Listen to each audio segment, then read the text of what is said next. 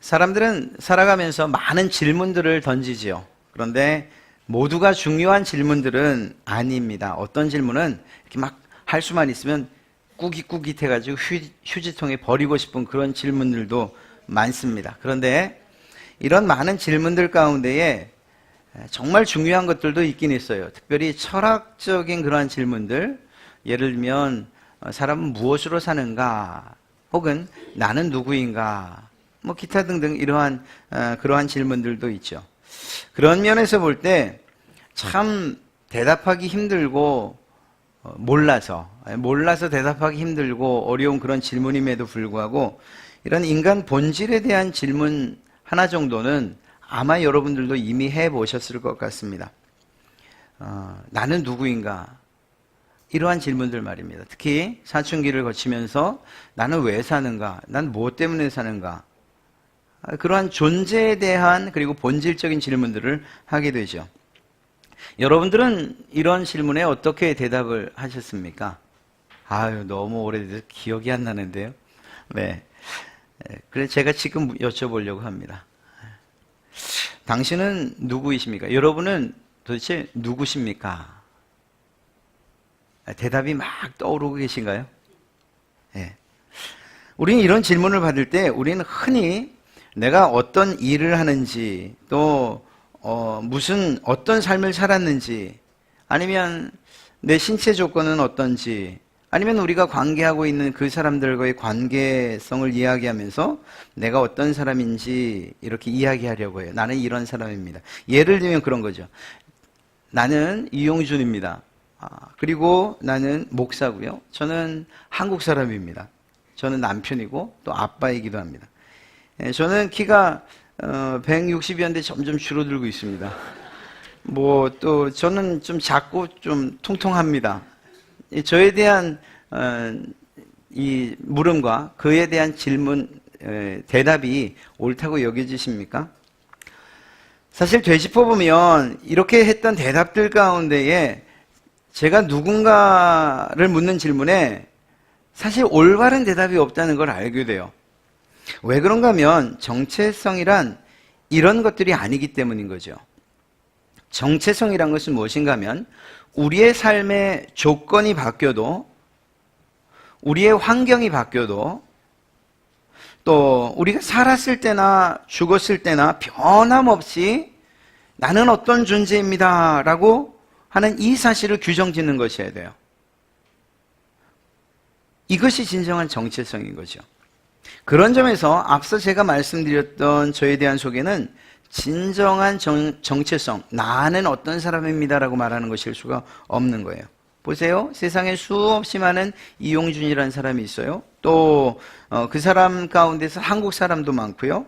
또 그 가운데 남편이고 아빠인 이용준도 있고 작고 뚱뚱한 이용준도 있어요. 즉 다시 말해서 이렇게 나를 규정한, 나만을 규정하는 어떤 것이 우리의 모습이나 환경, 조건만으로는 안 된다는 것입니다. 무엇보다 정말 그런 사람이 저 한 명이라 할지라도 만약 제가 이름을 바꾼다거나 혹은 다른 나라 사람으로 귀화를 한다거나 아니면 그럴 리 없지만 살이 쪽 빠진다거나 이렇게 되면 그러면 앞서 말씀드렸던 저에 대한 설명들이 다 헛것이 되는 거잖아요. 더더욱이 살았을 땐 모르지만 제가 죽고 난다면 이 모든 것들, 저를 규정하고 있던 모든 것들은 다 아무것도 아닌 것이 되어진단 말입니다. 그렇기 때문에 제가 아무리 저를 설명했다 하더라도 그것이 저의 본질, 저의 정체성일 수는 없는 거예요. 물론 앞서 말씀드린 이런 조건들이 세상을 좀 더 행복하게 살아가는 데는 도움이 될 수 있어요. 더 많이 가졌다, 키 크고 잘생겼다, 뭐 이런 것들이 세상 가운데에서 좀 더 많은 것들을 얻는 데는 유익이 될 수 있죠. 그러나 그렇다고 해서 나는 누구인가 라는 이러한 질문에 대한 대답이 되는 것은 결코 아니란 것입니다. 여러분의 이해를 돕기 위해서 예수님의 이야기를 좀 한번 해보려고 합니다. 예수님이 어떤 분이시죠? 예수님의 정체성은 과연 무엇일까요? 성경은 과연 무엇이라고 말하고 있는가? 마태복음 3장 17절 말씀을 보면 하늘로부터 소리가 있어 말씀하시되 이는 내 사랑하는 아들이요 내 기뻐하는 자라 하시니라. 여러분, 예수님께서 세례를 받으시고 올라오던 그때 하늘로부터 성령님께서 임재하시고 그리고 하늘이 열리고 예수님을 향해서 선포된 말씀이에요. 이는 내 사랑하는 아들이다. 그리고 내 기뻐하는 자다. 그렇습니다. 예수님은 하나님께서 사랑하는 아들이었고 하나님을 기쁘시게 하는 분이었습니다.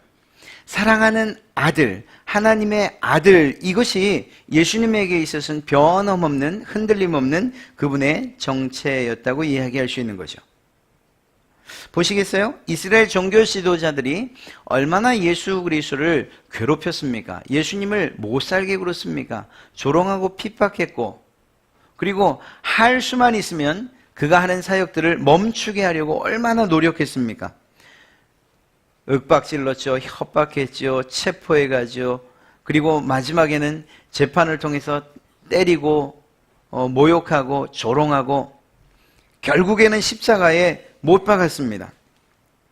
그런데 그렇다고 해서 예수님이 하나님의 아들이라는 사실이 변하는 것 아니었죠.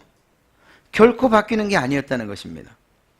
죽는 그 순간, 그래서 사람들은 이야기하기를 그 십자가에 매달려 있는 예수님을 보고 네가 구원자라면 너 자신을 한번 구원해보지, 하나님의 아들이라며 왜 이렇게 힘이 없냐라는 이러한 조롱을 들을 때에도 그것과 상관없이 여전히 예수님은 하나님의 아들이셨어요.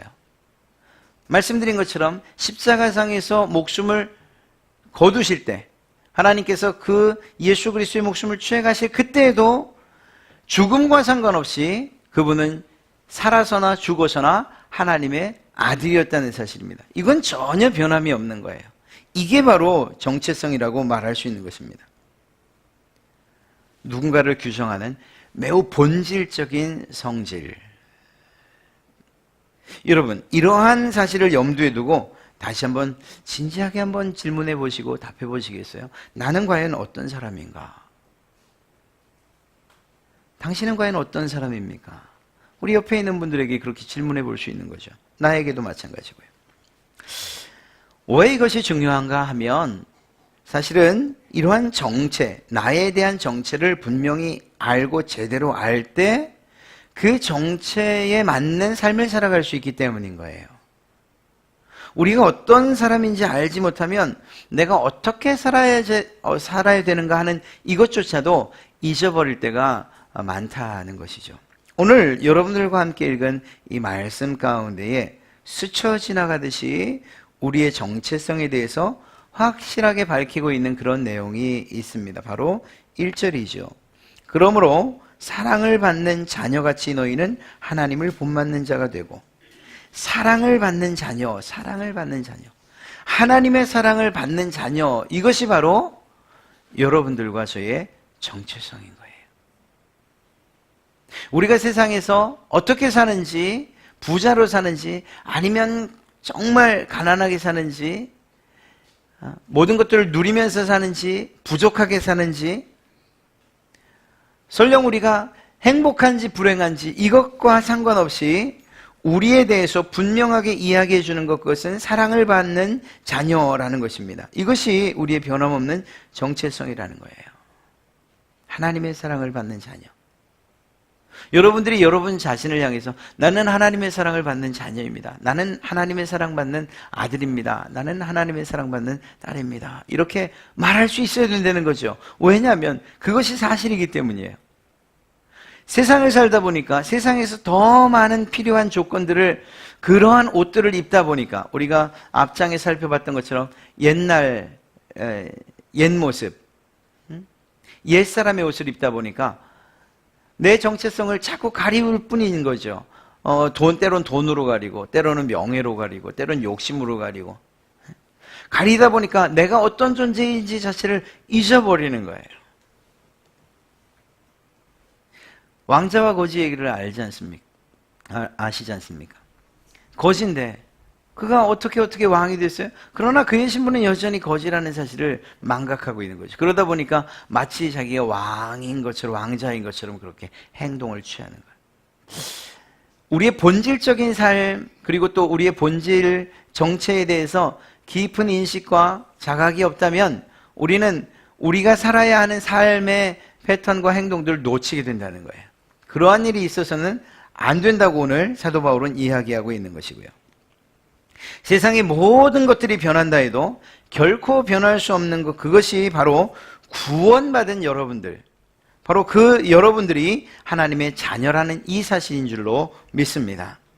세상이 예수님을 그렇게 했던 것처럼 여러분과 또 우리를 조롱하고 또 핍박하고 어렵고 힘든 가운데 몰아넣는다고 해도, 또 그러다가 설령 죽음을 맞이한다고 해도, 그래도 여러분의 신분과 여러분의 정체성은 변하지 않는다는 사실을 꼭 기억하시기를 간절히 축복합니다.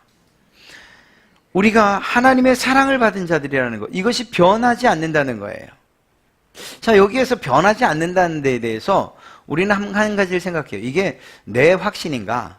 아니, 내가 의지적으로 그렇게 생각하는 건가? 혹시 내가 착각하는 것은 아닌가? 만약 그렇다면 큰 문제죠. 나는 하나님의 사랑을 받고 있습니다 라고 그렇게 믿고 있었는데 어느 날 그 사랑을 받고 있지 않다는 사실을 경험한다면, 또 그 소리를 듣게 된다면 그때야말로 청천벽력 아니겠습니까? 그러니까 이러한 확신이 내 안에서 나온 것인지 아니면 위로부터 온 것인지, 이것에 대해서 우리는 한번 검증 정도는 해야 되는 거죠. 이 사실에 대해서는 잠시 후에 살펴보도록 하고요. 설령 우리가 세상을 살아가면서 우리 자신의 정체를 잃어버릴 만큼 힘들 때가 있지요. 그러나 그런 때라 할지라도 마치 탕자가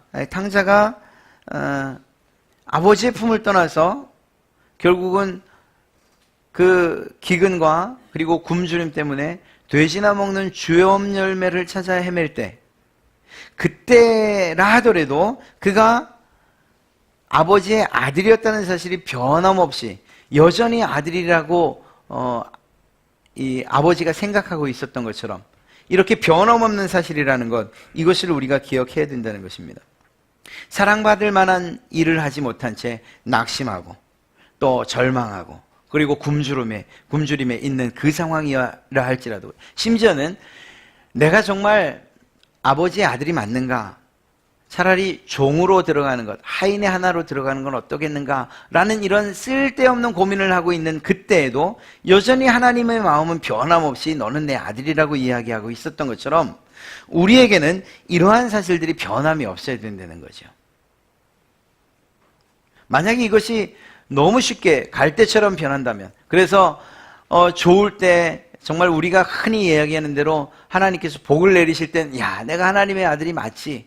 또 장사가 잘 될 때 아이들이 정말 대학 시험도 잘 보고 또 좋은 직장도 가고 이럴 땐, 야, 내가 하나님의 자녀가 맞으니까 이런 복을 받지, 이렇게 생각하다가 혹여 이런 상황이 좀 뒤집어지고 그리고 내가 원하는 대로 안 되고 또 돈 문제도 걸리고 사람들과 관계도 얽히고 설킬 때, 그때는 내가 하나님의 아들이 아닌가 보다 라고 생각한다면 그 확신은 흔들리지 않는 어떤 것 위에 있는 것이 아니라 흔들리는 내 상황과 환경 위에 있었던 것이라고 봐야 되는 거죠.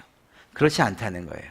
여러분들을 하나님께서 너는 내 아들이다, 내 딸이다 라고, 내 자녀라고 이야기하시는 것, 그것이 우리의 확신이 아니라 하나님의 확신이라는 것이에요.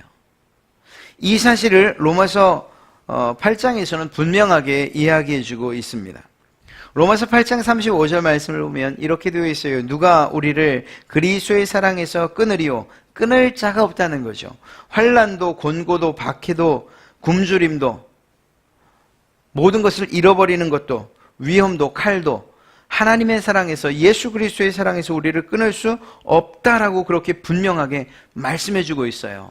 사도 바울의 입을 통해서 하나님이 여러분에게 전해주고 있는 말씀이라는 것입니다. 사도 바울이 말하죠. 38절에 내가 확신하노니, 그러나 이 확신은 바로 여러분들의 확신일 줄로 믿습니다. 사망이나 생명이나 천사들이나 권세자들이나 현재일이나 장래일이나 능력이나 혹은 높음이나 깊음이나 다른 어떤 피조물이라도 바로 여러분의 주 그리스도 예수 안에 있는 하나님의 사랑에서 끊을 수 없다라고 성경은 분명하게 이야기하고 있기 때문입니다. 이것이 누구의 고백이냐고요? 누구의 확신이냐고요? 우리예요? 아니에요. 하나님께서 그렇게 말씀하시는 거예요. 내가 너를 사랑하는 그 사랑에서 끊을 것이 이 세상엔 아무것도 없다라고 말하는 거예요. 단지 한 분, 오직 한 분, 하나님께서 끊으신다면 모를까? 그 외에는 하나님의 사랑에서 여러분을 끊을 사람, 끊을 조건, 끊을 환경이 없다고 그렇게 하나님께서 확신해 주고 계신 것입니다. 그렇다고 말한다면 이러한 하나님의 사랑을 받은 하나님의 자녀요, 하나님의 아들과 딸인 우리들이 우리 스스로 포기하여서 내가 하나님의 자녀가 아닌가 봐, 내게 이런 어려움이 오는 것, 이런 힘든 일들이 계속되는 걸 보니까 하나님이 나를 버리셨나 봐라고 말하는 것, 이것은 하나님의 사랑에 대한 그러한 무지로부터 오는 것이라고 말할 수 있는 거죠. 그렇지 않다는 것입니다. 신자는 하나님을 아버지로 모시는 그러한 하나님의 가족인 것이죠. 이것이 우리의 변함없는 정체성이라는 거예요. 여러분이 세상 가운데서는 어떻게 사는지 몰라도 그것과 상관없이 여전히 하늘나라를 향해 끊임없이 나가고 때가 되면 그 하나님의 왕좌에 함께 앉을 그러한 하나님의 왕의 자녀들이라는 그러한 사실들을 우리가 잊지 말아야 된다는 것입니다. 이것이 우리의 정체라는 사실을 잊지 말아야 된다는 것입니다. 그때 비로소 우리가 이 세상 가운데서 어떻게 살아야 되는가에 대한 대답이 나오는 거예요. 우리는 그리스도인으로서 어떻게 살아야 됩니까? 쉽게 묻지만, 그러나 그리고 또 그 대답을 쉽게 하지만 좀 더 깊이 생각하고 대답해야 된다는 거죠. 왜냐하면 성경에서는 무엇이라고 말하고 있는가 하면 우리가 하나님의 자녀요, 하나님의 가족이라고 분명하게 말하고 있기 때문이에요. 자, 이것을 좀 더 이해하기 쉽게 한 예를 들면 그렇습니다. 1942년 파리 올림픽에서 있었던 일이죠. 아마 여러분들 불의 전차라는 그러한 영화로 나왔기 때문에 이미 아시는 분들도 많을 거예요. 100m 세계 신기록을 갱신할 가장 유력한 자로 누가 거명되고 있었는가 하면 바로 에릭 리들이라고 하는 사람입니다. 이 사람은 스코틀랜드 사람이었고요. 이제 경기만 하면 됩니다. 이미 세계 신기록을 연습하는 가운데에도 갱신을 했고요. 우승은 뿐만 아니라 더 나아가서 세계 신기록을 세우기로 거의 결정되어 있다시피 한 사람이었습니다. 그런데 100m 예선전에 이 에릭 리들이 나오질 않아요. 그래서 결국은 시합 자체를 포기한 것이 됐습니다. 그래서 100m 신기록도 우승도 그리고 명예와 조국에 대한 충성도 다 물 건너간 게 되죠. 그러면 이 사람이 어디에 있었냐고요? 그는 경기장 근처에 있는 스코트 커크라고 하는 교회에 있었어요. 예배하고 있었습니다. 아니 무슨 예배냐고요? 그날이 주일이었거든요. 이 에릭 리들이 하나님과 했던 약속이 있습니다. 하나님, 제가 주일에는 경기하지 않겠습니다. 이게 그가 했던 약속이었어요. 그 약속을 지켰을 뿐인 거예요. 사람들은 말하죠. 아니, 에릭 당신은 달리는 게 직업인 사람이고 달리는 게 일인 사람들인데 그런 사람인데 그 직업을 포기하고 왜 뛰는 것을 포기했습니까?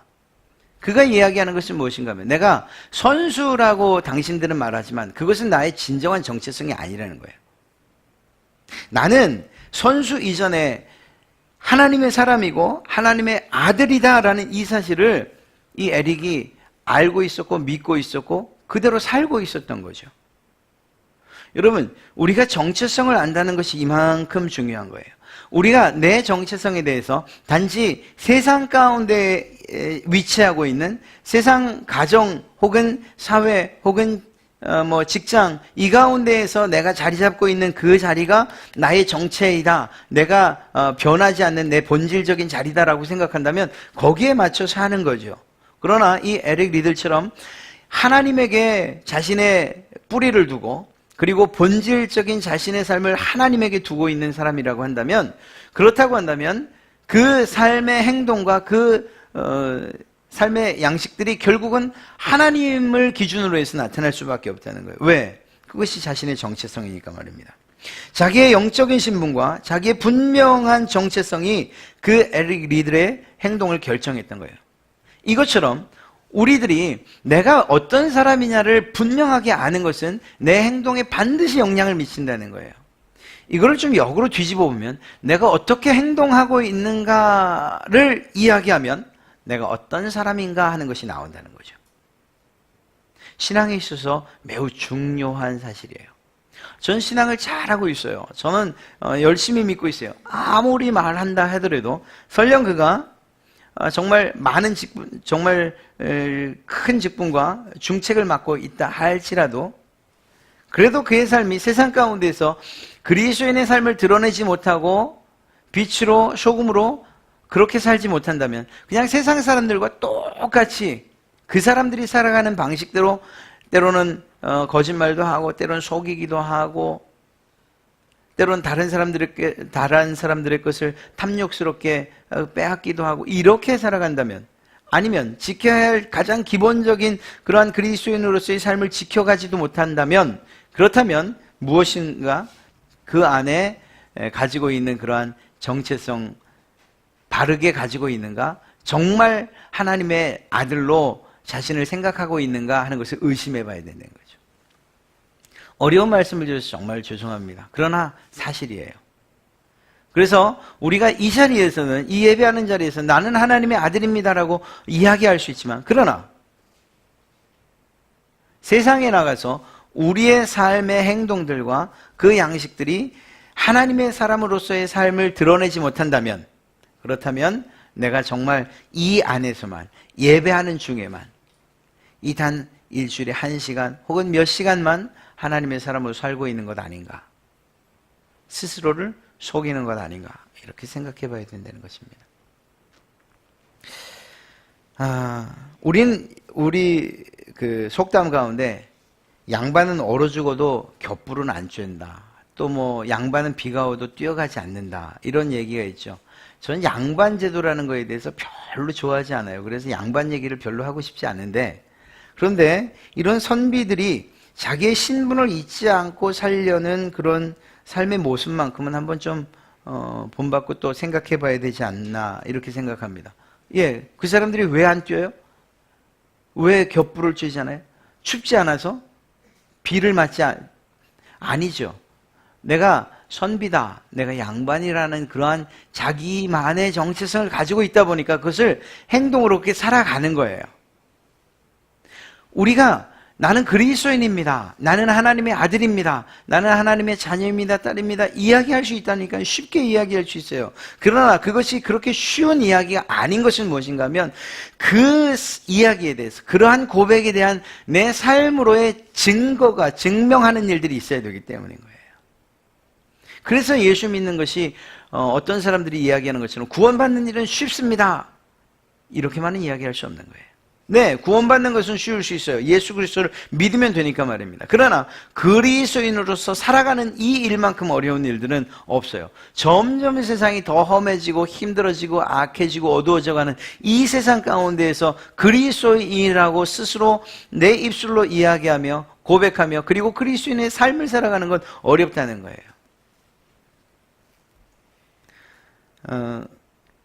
음주 운전에 대해서 여러분은 어떻게 생각하세요? 전 그걸 볼 때마다 막 화가 나거든요. 그 처벌도 너무 약하고, 벌써 몇 년 전부터 한 분이, 음주 단속의 수치를 좀 낮추자는 이 발제를 계속 했었어요. 국회에다가. 그게 지금 0.5인데 0.05인가요? 하여튼, 제가 그거 마시질 않아서 잘 모르겠네요. 0.03인가? 하여튼 그 수치를 내리자고 이야기를 했어요. 법안을 발의한 거예요. 그런데 그게 계속 몇 년 동안 계류가 돼요. 이상하지 않습니까? 그것에 대해 그 일로 인해서 피해받는 사람들도 많고, 그리고 문제가 있다는 건 아는데, 첫째는, 우리나라 문화, 이 정서에 맞지 않는다는 그런 이야기를 하더래요. 그런데 정말 그것뿐일까? 하는 생각을 해요. 왜냐하면 혹시 자기들도 그런 상황들에 처하는 경우가 종종 있기 때문은 아닐까? 이런 쓸데없는 의심을 합니다. 걸리면 자기들이 걸리지 않을까 하는 그런 생각에.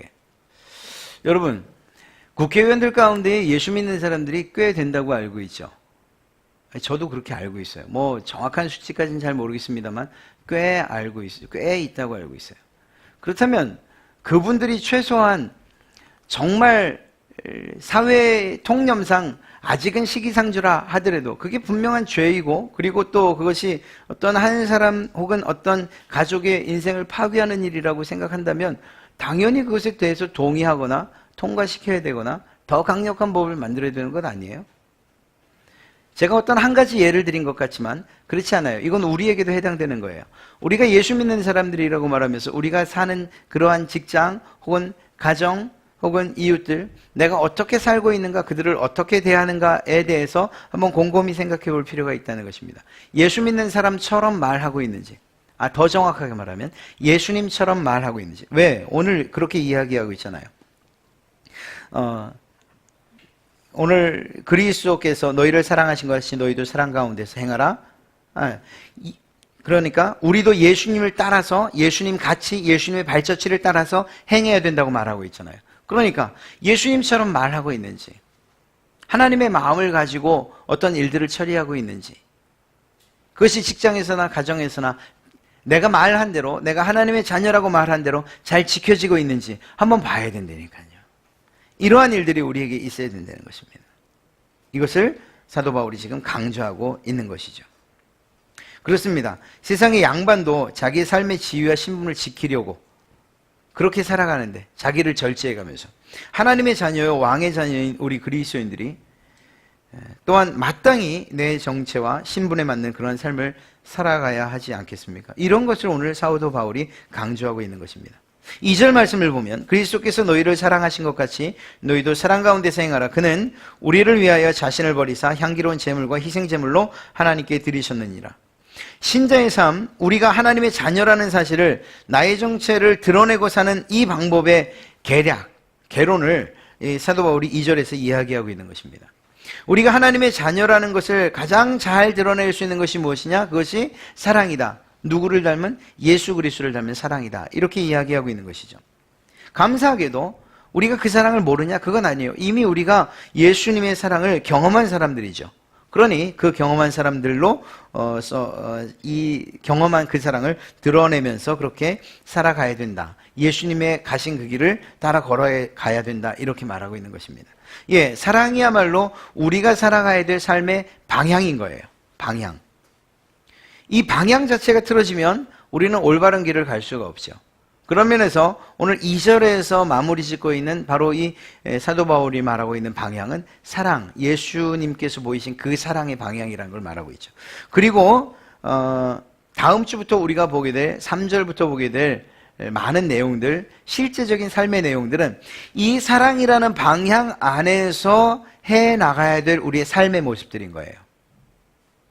우리가 이러한 삶의 모습들을 다 살아간다 할지라도, 명령대로 하나님의 말씀대로 산다 할지라도 그 방향 자체가 예수님을 따른 그 사랑이라는 방향이 아니라고 한다면 이건 잘못된 길이라고도 말할 수 있는 것이죠.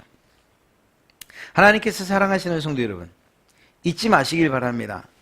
여러분의 정체성, 그 사실들을 분명하게 알아야 되고, 그리고 그 정체성에 걸맞는 삶을 살아야 된다는 사실을 아시기 바랍니다.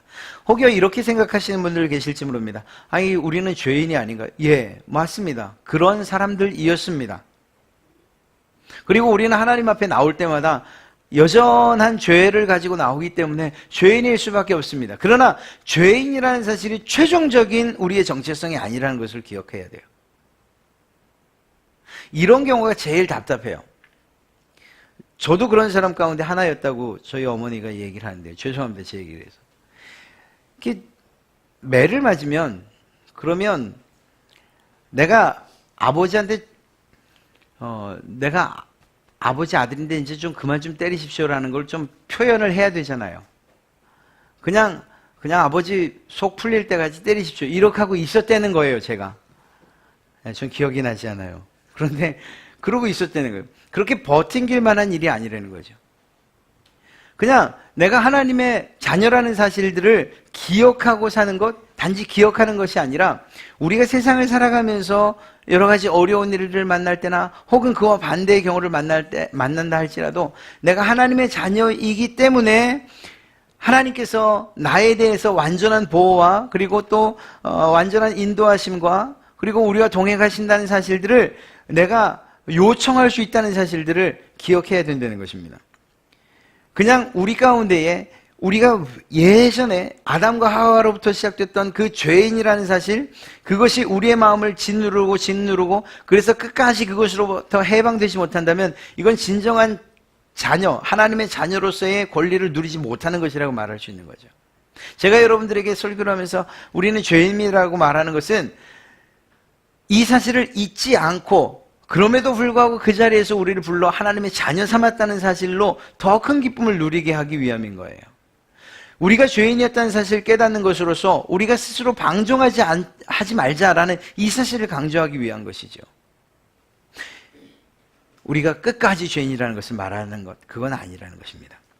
예수 그리스도로 말미암아 이미 우리의 신분이 바뀌었잖아요. 그분을 믿는 그 믿음으로 말미암아 우리가 구원의 은혜를 선물로 받았고 그리고 그 확신 가운데서 우리의 신분이 변화되었다는 것을 알지 않습니까? 우리는 하나님의 자녀라는 거예요. 그러면 우리는 마땅히 하나님의 자녀의 삶을 살아야 된다는 것, 이 사실을 잊지 말아야 된다는 것이죠. 그러므로 우리는 세상을 살아갈 때 하나님의 자녀요 아들과 딸이라는 이러한 마음을 가지고 담대하게 살아가야 합니다. 우리의 문제를 아시는 하나님께서 또한 해결하실 것이라는 믿음을 가지고 살아가야 할 줄로 믿습니다. 뿐만 아니라 이러한 은혜와 그러한 사랑을 받은 자로서 마땅히 하나님의 말씀과 명령에 순종하며 살아야 하는 그러한 사람임을 기억하고 그리고 생활함으로써 하나님의 기쁨이 되고 또한 하나님께서 여러분들을 사랑하시는 그러한 일들이 우리의 삶 가운데 나타나야 할 줄로 믿습니다. 사랑하는 성도 여러분, 누군가가 여러분을 향해서 당신은 누굽니까? 당신은 어떤 사람입니까? 물을 때에 저는 하나님의 자녀입니다. 하나님의 아들입니다. 아니 왜 그렇게 삽니까? 그것과 상관없이 저는 하나님의 아들입니다. 아직 그 하나님의 아들의 완전한 권리를 누릴 시간이 안 됐을 뿐입니다. 보고 싶으시면 잠시 기다려 주십시오 라고 이렇게 담대하게 이야기하십시오. 왜냐하면 여러분들은 실제로 그러한 권리와 또한 그러한 자격을 갖추고 있는 분들이기 때문입니다. 세상 가운데에서 하나님의 자녀라는 사실들을 이야기하시고 선포하시고 또 고백하시고 더 나아가 그러한 고백한 삶 그대로 그러한 내용 그대로 정말 하나님이 기뻐하시는 삶을 사시는 그러한 여러분 되시길 주님의 이름으로 축원합니다.